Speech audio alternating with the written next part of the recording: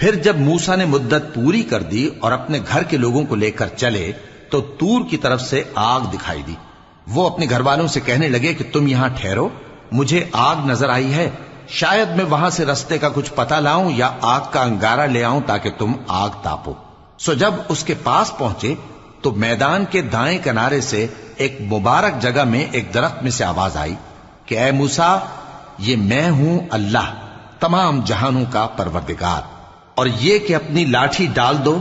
सो जब उन्होंने देखा कि वो हरकत कर रही है गोया सांप है, तो पीठ फेर कर चल दिए और पीछे मुड़कर भी न देखा। फरमाया, मूसा आगे आओ और डरो मत, तुम अमन पाने वालों में हो। अपना हाथ गरिबान में डालो तो बगैर किसी ऐब के सफेद रोशन होकर निकल आएगा, और खौफ दूर करने की गरज से अपने बाजू को अपनी तरफ यानी सीने से मिला लो। ये 2 दलीलें तुम्हारे परवरदिगार की तरफ से हैं